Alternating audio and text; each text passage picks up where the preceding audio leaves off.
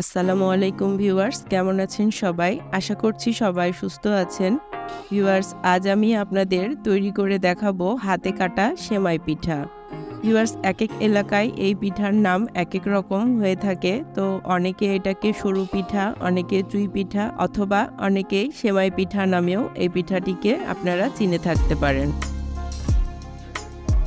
তো চলুন দর্শক, রেসিপিটি শুরু করা যাক। পিঠা তৈরি করার জন্য প্রথমে আমি একটি ময়দার ডো তৈরি করে নিচ্ছি। এই জন্য পাত্রে দিয়ে দিচ্ছি 1.5 কাপ পরিমাণ পানি, দিয়ে দিচ্ছি স্বাদমতো লবণ।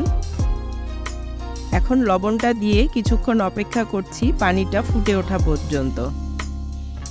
পানিটা ফুটে উঠেছে, এখন এর মধ্যে আমি দিয়ে দিচ্ছি 1.5 কাপ পরিমাণ শুকনা চালের গুঁড়া। ভিউয়ার্স, চালের ময়দার এই ডোটা তৈরি করার ক্ষেত্রে আপনাদের পানি সামান্য একটু কম বা বেশি লাগতে পারে, কারণ চালের ময়দাটা অনেক সময় শুকনা থাকে বা অনেক সময় ভেজা থাকে। আপনারা ঠিক আপনাদের সুবিধা মতো এই ডোটা তৈরি করে নেবেন। এখন ময়দাটা দিয়ে আমি কিছুক্ষণ নেড়ে চেড়ে নিচ্ছি। ময়দার ডোটা তৈরি হয়ে গিয়েছে, এখন চুলাটা অফ করে আমি 10 মিনিটের জন্য এই ময়দাটাকে রেস্টে রেখে দিব।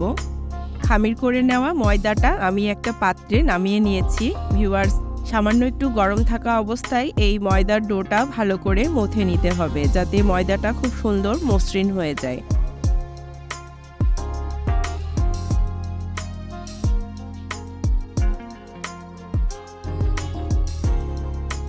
আমার ময়দার ডোটা রেডি হয়ে গিয়েছে। আমি এখন এই ময়দার ডোটা এক সাইডে একটা ভেজা কাপড় দিয়ে ঢেকে রেখে দিচ্ছি। আর এখান থেকে সামান্য একটু ময়দার ডো নিয়ে আমি আপনাদেরকে পিঠা তৈরি করে দেখাচ্ছি।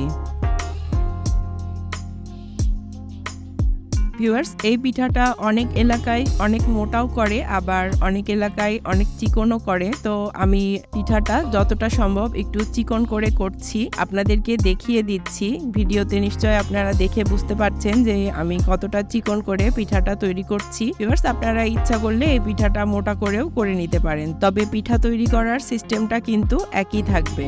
আর পিঠাগুলো যাতে একটার সাথে একটা লেগে না যায়, এই জন্য পিঠাগুলোর মধ্যে একটু চালের ময়দা ছিটিয়ে দিতে হবে। ভিউয়ার্স, এভাবে আমি সবগুলো পিঠা তৈরি করে নিয়েছি। দেখতে পাচ্ছেন পিঠাগুলো কত সুন্দর হয়েছে। তো এখন আমি পিঠাগুলো রান্না করতে চলে যাচ্ছি। পিঠাগুলো রান্না করার জন্য আমি একটি পাত্রে নিয়ে নিচ্ছি 1 লিটার পরিমাণ লিকুইড দুধ।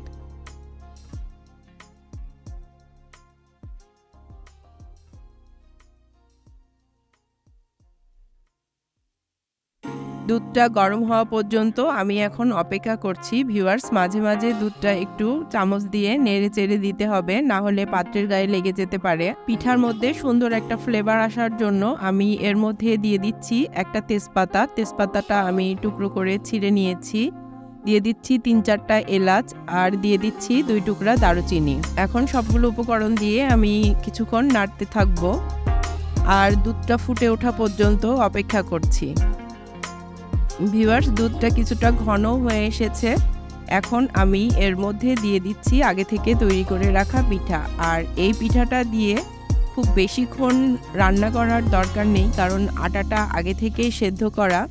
পিঠাটা দিয়ে কিছুক্ষণ আমি নেড়ে চেড়ে নিচ্ছি। পিঠাটা দুধের মধ্যে দেওয়ার সময় অবশ্যই খেয়াল রাখতে হবে যে দুধটা যেন খুব ভালো মতো গরম থাকে, না হলে অনেক সময় পিঠাগুলো ভেঙে যায়। পিঠাটা 3 থেকে 4 মিনিট নাড়াচাড়া করার পর আমি এখন এর মধ্যে দিয়ে দিচ্ছি গুড়।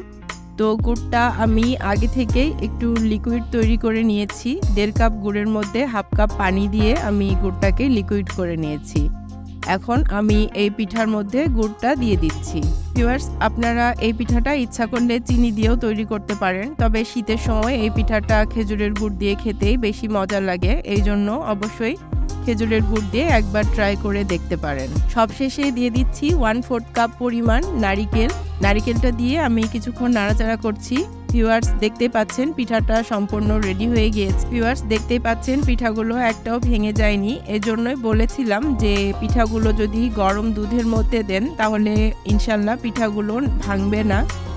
আর এই জন্যই চেষ্টা করবেন যে পিঠাগুলো যখন ছাড়বেন দুধের মধ্যে, তখন দুধটাতে যেন অলরেডি একটা বলক চলে আসে। তো ভিউয়ার্স, তৈরি হয়ে গেল আমার মজাদার সেমাই পিঠা। আমার এই পিঠার রেসিপিটি যদি আপনাদের ভালো লেগে থাকে তাহলে অবশ্যই আমার ভিডিওটিতে একটি লাইক দিবেন আর কমেন্টের মাধ্যমে জানাবেন যে আমার রেসিপিটি কেমন হয়েছে। সবাই ভালো থাকবেন, সুস্থ থাকবেন। আর এরকম আরও নতুন নতুন রেসিপি পেতে আমার ফেসবুক পেজটি ফলো দিয়ে রাখবেন আর ইউটিউব চ্যানেলটি সাবস্ক্রাইব করে রাখবেন। আল্লাহ হাফেজ।